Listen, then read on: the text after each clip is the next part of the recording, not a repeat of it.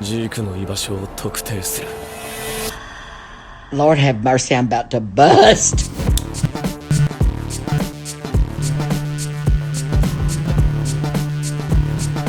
Hello, everybody. Welcome back to another episode of 2FAST2MOVIE. I'm your host, Abraham, and with me is my co-host, once again, Ben Collins, here to talk about another amazing episode of Attack on Titan. Really, I don't know how many times I can say this. Amazing episode. We're really kicking things off, getting started. This is officially the beginning of the end for Attack on Titan. No, and I'm not speaking existentially, and I'm actually. This is similar to the Marley arc a few episodes back, in that we had a lot of time to pick up the pace and set the chessboard before Eren's onslaught. The same thing is happening, except now we have all of the context. I want to get your thoughts on this episode, real quick. Opening thoughts. I am still very, very worried for what's going to be happening in these next couple episodes.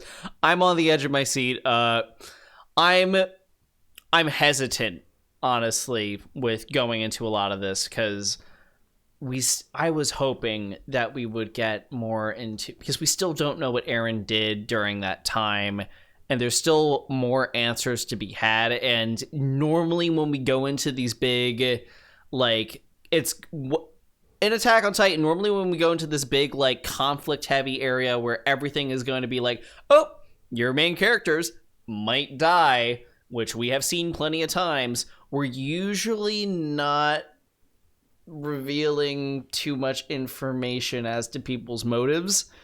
And I'm hoping we get that before the dust settles, so that I can at least rationalize liking Eren, or still having some hope for him, or just completely just being nope, fuck you, dude, you're terrible. You don't need justification to like Eren, because everyone on Twitter is I know fangirling over that shirtless Eren, which great shot. He's a beautiful animated man. I'm again, I have some thoughts about the fandom and where things. I feel like there's too many Yeagerist within the fandom. I feel like hopefully we can snuff them out critically about this kind of thing. We can hopefully snuff them out before, or they can change sides before the inevitable explosion happens. It's going to happen. Probably. It's going to happen. It's not going to be a test run. We're going to see the whole fucking thing at this rate. Hey, before the end of the world, guys, please be sure to like, comment, and subscribe, and hit the bell for notifications, because we do upload every week, so you always have a reason to come back here on the channel. And spoilers ahead for this episode of Attack on Titan, titled Guides. So, as we open the episode, Armin and Hitch are having a conversation about the state of affairs, really.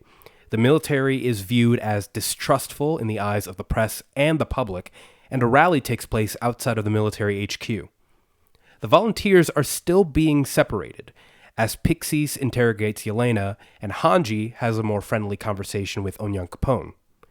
Yelena is revealed to be more insidious than she first let on, claiming that the brothers Yeager will shape the world. And finally, Commander Zackly informs Mikasa and Armin that Eren refuses to comply with the military, and had secret communications with Yelena and other recruits.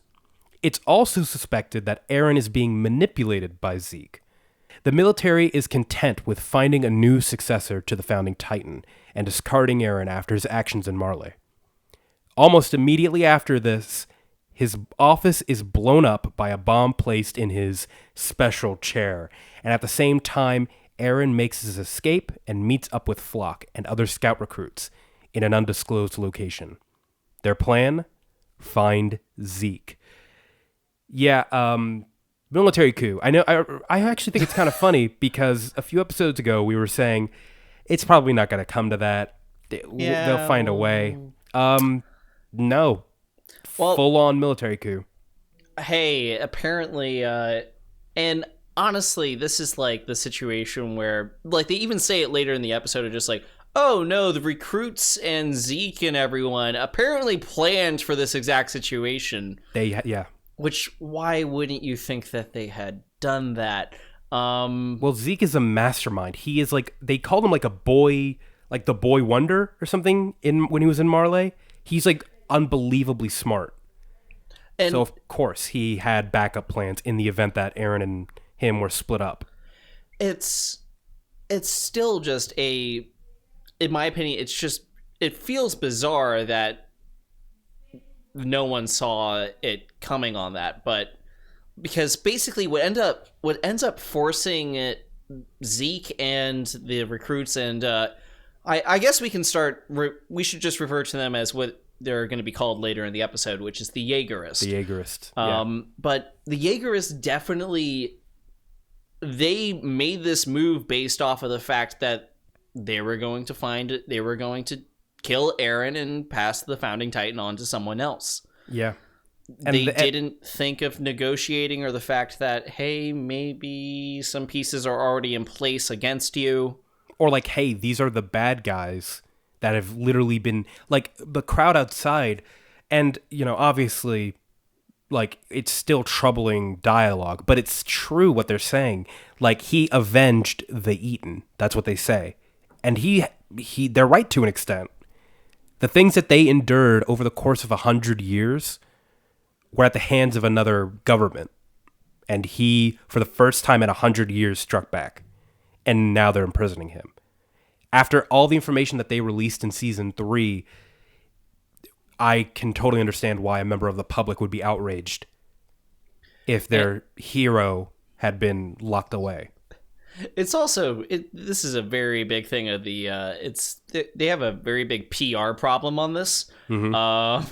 Yeah, they need a good PR telling manager. The public what Eren actually did and what the repercussions for this are going to be. That's because they don't know. Nobody knows. It's like the whole point of this is that nobody knows what Eren's doing. But some people have blind faith, and some people suspect ulterior motives. It's really what it comes down to. I'm currently in the camp of this was botched. This was really botched by the military in this story, and just that they did not go the right way about handling this. They allowed for there to be basically a populist movement and distrust in the military to allow it to be torn up instead of it trying to have some sort of unifying message right off the bat. Yeah, it's very similar to modern politics within everything. This is, I mean, one thing to note is that we are seeing this big split that is happening in the military, which is going to be dangerous. And we're seeing a split in the scouts as well as a split in the recruits. We know from conversations that at least Onyankapon is completely surprised by this. And honestly, I believe him. Yeah, unless it's like a big anime betrayal, the likes of which I've never seen before.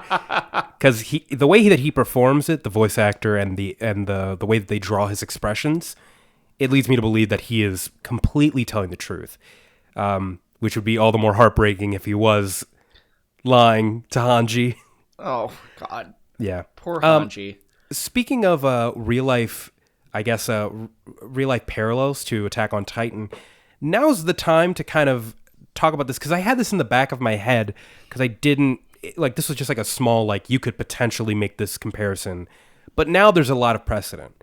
You could definitely make the comparison to what's happening in Attack on Titan now to the destabilization of the Middle East that's happening now at the hands of really a lot of superpowers in the world.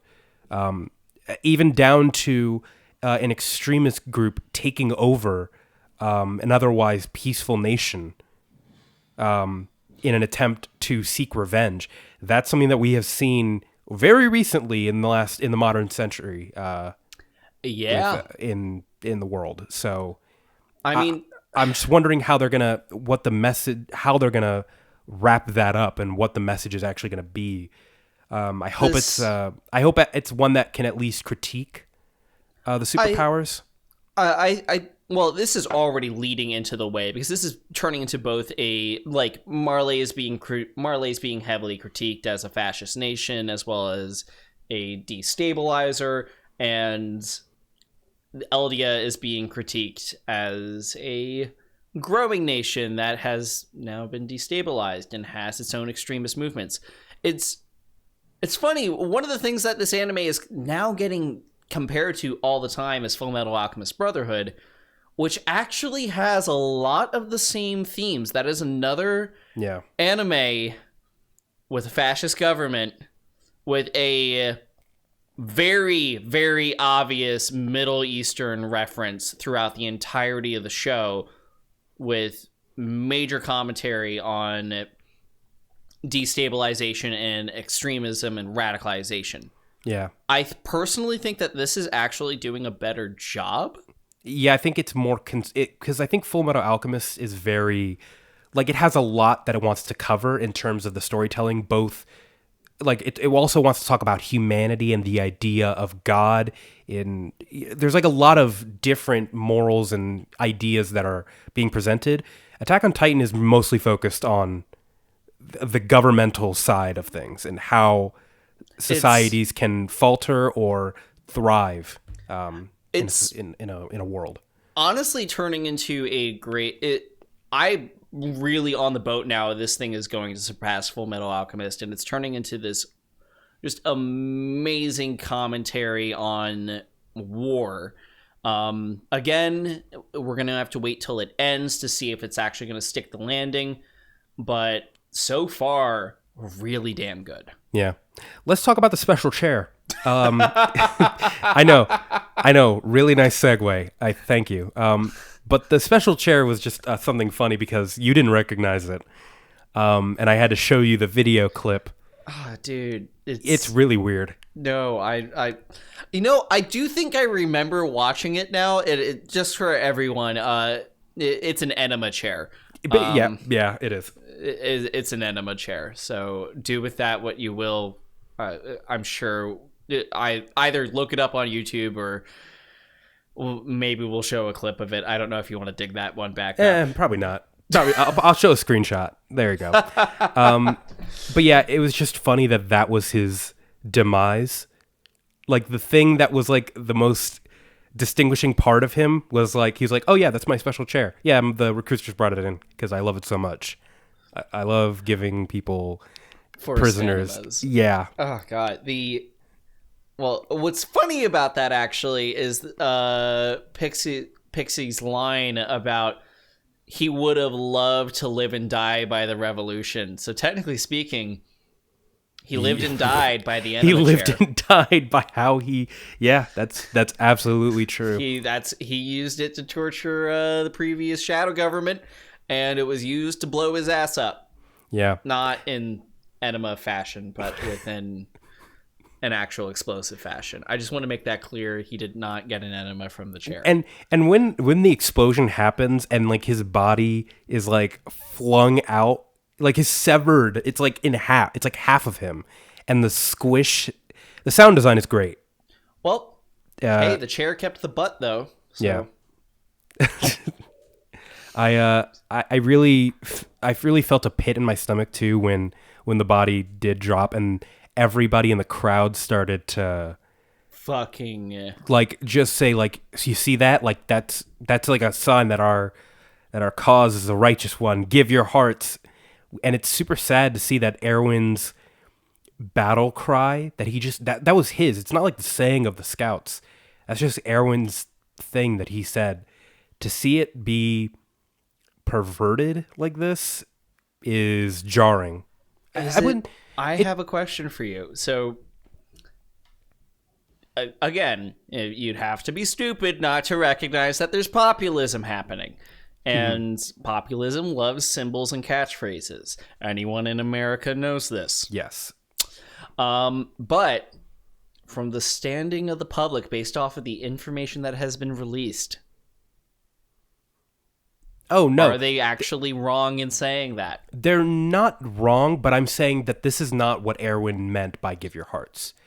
When Erwin said give your hearts to humanity, that was under the pretense that they were the last of humanity in a unifying fight to give themselves to humanity for the cause of humanity. Like, we are all one, give yourselves over so that we may continue to live in the future. And now that the basement has been revealed, give your hearts is now an us versus them. That is true. So it's not that them saying give your hearts in this instance is wrong, because they're just like I said earlier, they're justified. They have justification for being angered at the current scene. This isn't what Eren intended. No, that is a good analysis. The fact that it was originally a rallying cry for survival and now it's being used as a rallying cry for retribution against, frankly, what is going to turn out to be a bunch of innocent people. Yeah, there's going to be, because pretty terrifying. There's Eldians in Marley. Yeah. So, I mean, it's not a great situation, but it is what it is. Let's maybe cap off the section. Zackly mentioned before he died that it's possible that Eren is being manipulated by Zeke. What do you think of that? Do you think that has any weight? No. Yeah. No. Okay.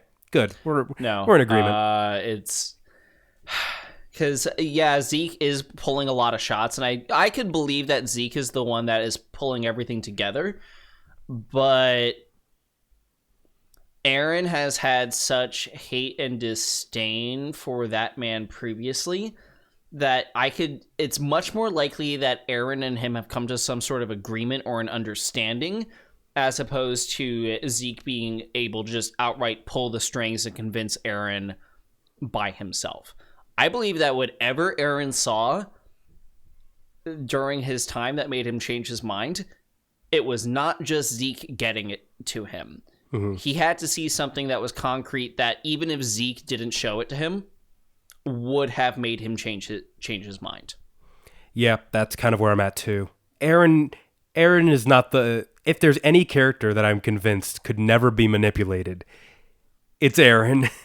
Well, yeah, because he's just too fucking angry. Like, you try to fucking like point in a direction, man. He's like, "Fuck you, dude," and like turns into a titan and I guess eats people. This is a man who went against his commander and said, no, the leader of the army doesn't get to come back. My friend does. Yeah. You can't change his mind that easily. I didn't even realize that moment, how I said it right now. That's essentially what happened with Armin. No, you're not wrong. That's very astute. Very astute. Okay, let's continue on, because there is another bit of the episode that we do got to cover. So after Eren's escape, the remaining branches of the military convene to talk about their options. Epixis recommends protecting Historia and Zeke's location, as Eren is likely going to try and communicate with them. And as Pixis is now the de facto leader of all three branches of government, Pixis recommends negotiating with the group now known as the Yeagerists, and with a Marley attack looming over them and with their military splintered, he thinks it's more important to be unified than it is to punish Eren for going against their orders.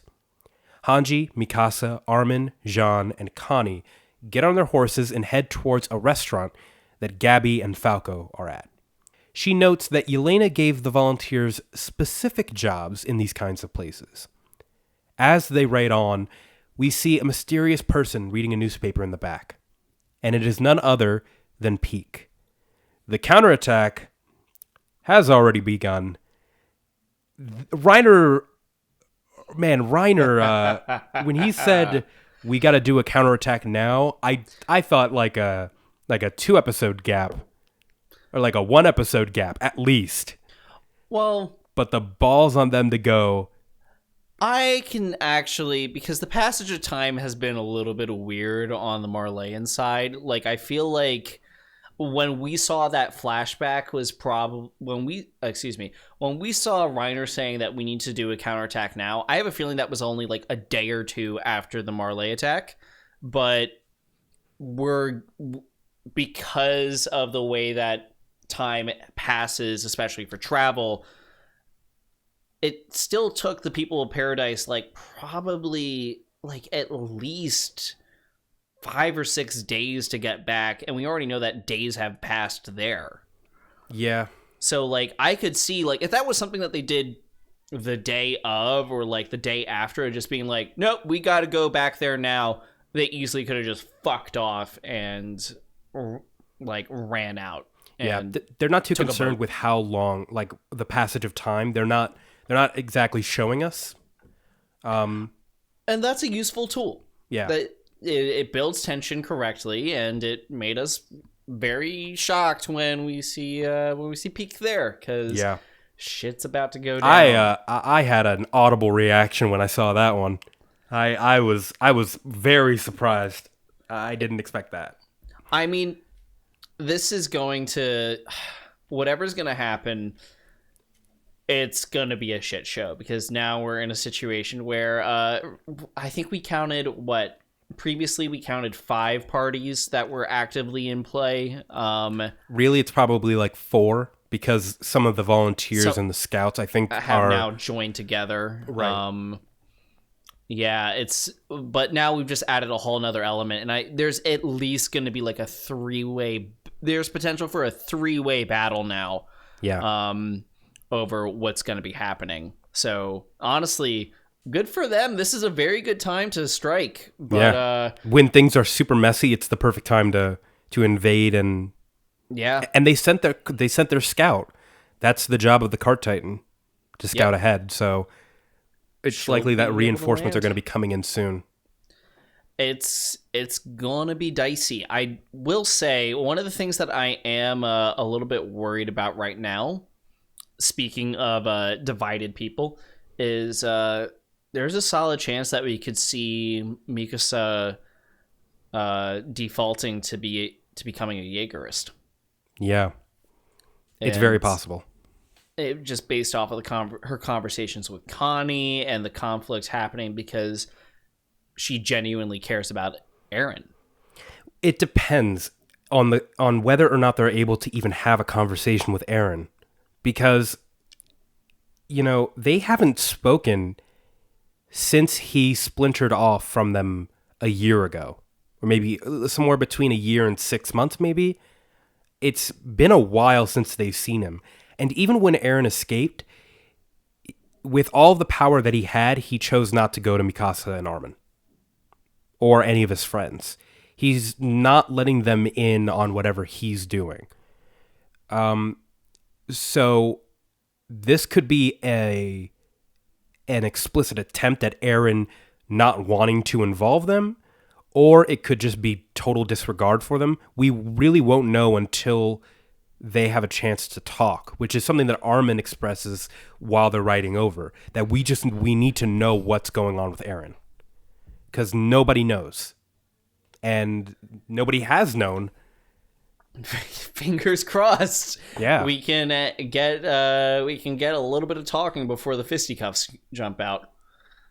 Well, I mean, can we do some talking? That's another thing, because they even say we're going to negotiate with the Yeagerists. Can you negotiate with them? I feel like you should be able to. The question is how much are the Marleyan forces and the warrior team going to really fuck this up? Because they're in a position where I think Pixies is absolutely right. They should be going in and they should be negotiating, and they have the ability to keep leverage. They can keep Historia and Zeke's location safe. Zeke is probably the one person that they're going to have a little bit more trouble getting to, because there's a little bit of layover, and already some information has the potential of being leaked out. Yeah, that's what I'm worried about. I don't know if it's a done deal that they can secure Zeke's location. I think that Historia is the only one that they can really get. Well, no, I think that they're more likely to get Zeke than they are Historia. I think that more people might know, because they were saying there's like 3 people who like deliver supplies to them.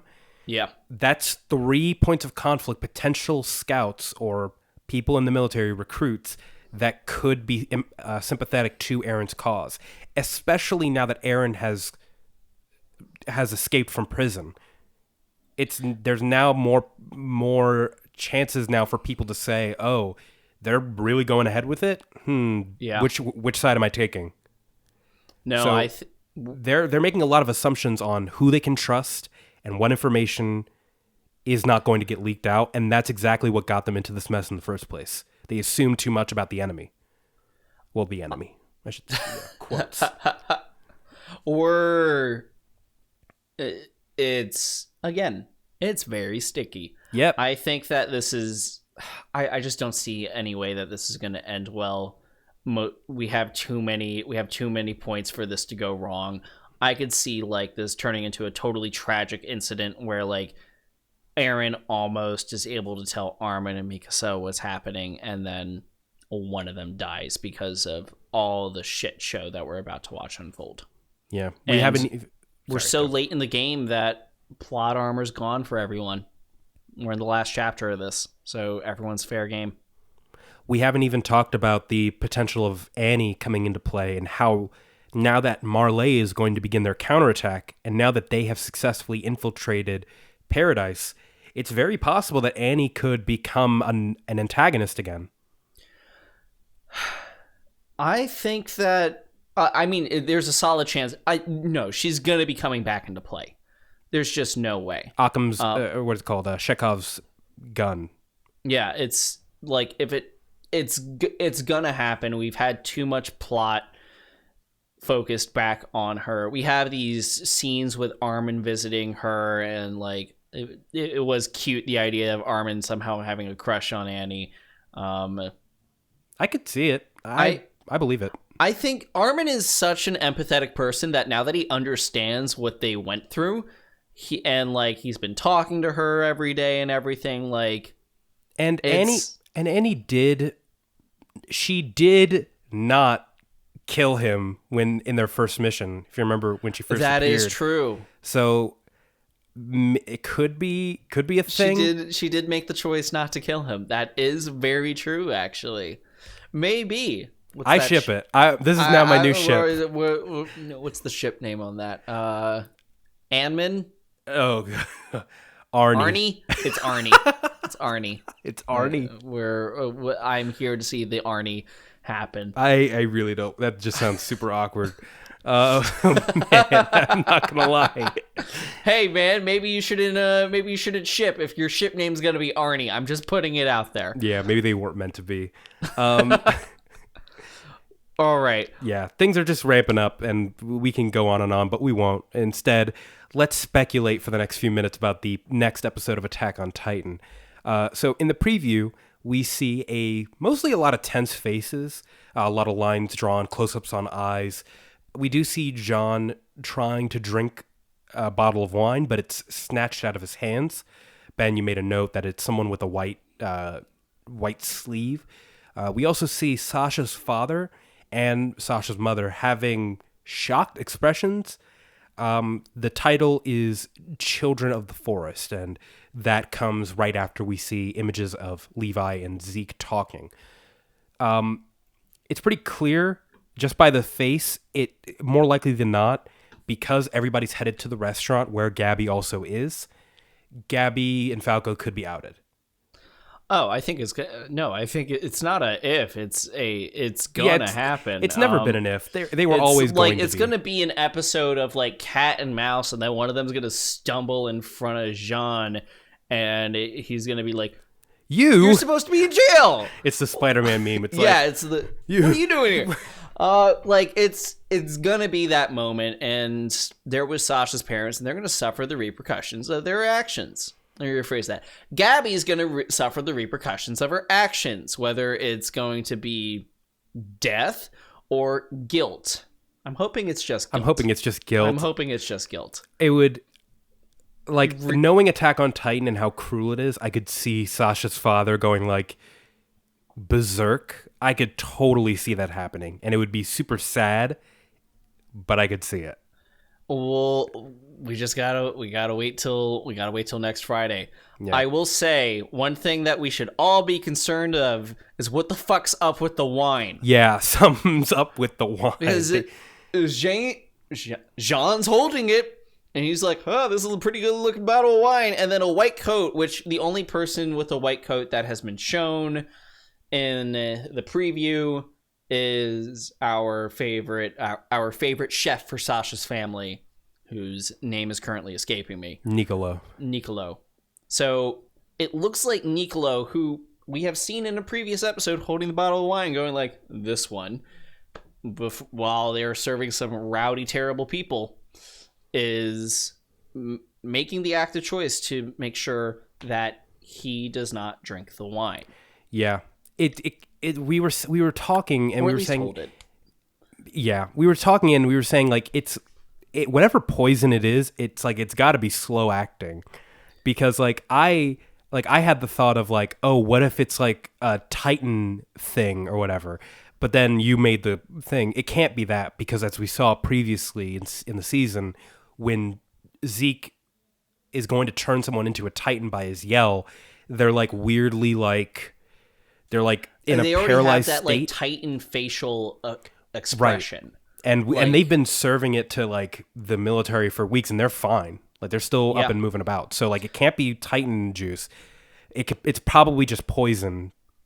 That's gonna just unless like we get like a whole like, we created the slow acting Titan juice, which if they do that, like I won't exactly be mad, but I'll be a little like, come on, guys. Like, yeah. Well. Yeah. I mean, but still, that would be an amazing thing if they did do that. If they've been poisoning everybody with Titan juice, that would be amazing and scary, because I mean we would immediately lose Levi and probably Pixies, because I think he was in the room when they were I don't drinking. think Levi or Pixie. No, because the drinking wasn't any of those I don't think it was any of those characters. It was like this upper echelon of people that none of us like, that were just shitting on the Marley people. I don't remember. Oh, I thought it was all of the top brass. I thought that included No, it wasn't Pixies. all the top brass. It was Okay. like it's like that one branch that I always with that like no one actually likes with the roses, I'm pretty sure. The garrison, or the, yeah, it's like the people that are like, oh yeah, we sit on like the innermost layer of the thing, and we just like we sit on the wall and we look down. Just like we just make sure like things are chill with the royal family. Like they were the problem people back in like previous seasons, and that was the unit that Annie joined because she wanted to get deeper into the government and figure out what was happening. So, I mean, it makes sense, but they got to do a lot more explanation if they're going to do that. Yeah. So like, it's a reach, but it's a really good theory. I really like the theory. I hope not. I hope we don't. I hope it's not true, because that would be really, really bad if the scouts and the recruits all of a sudden turn into Titans. Yeah. Oh, and it's not even like they would really have control over what's happening. They'd just be eating. They would just be chaos. There would just be chaos, and you have the Marley coming in on top of all of that. Then you've got Armin, Connie, and all the scouts just going like, "What is going on?" It's gonna turn into absolute fucking madness really soon. And that's why we love Attack on Titan, and why we keep coming back for more of this wonderful show. Thank you guys so much for watching and listening. You can find more stuff that we do, for example, the Return of the Movie podcast, here on YouTube or at Spotify and Amazon Music. Just look up Return of the Movie and you can find it there.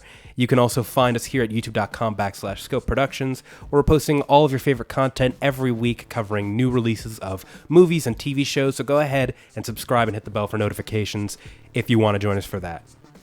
Until then, it's Too Fast to Movie.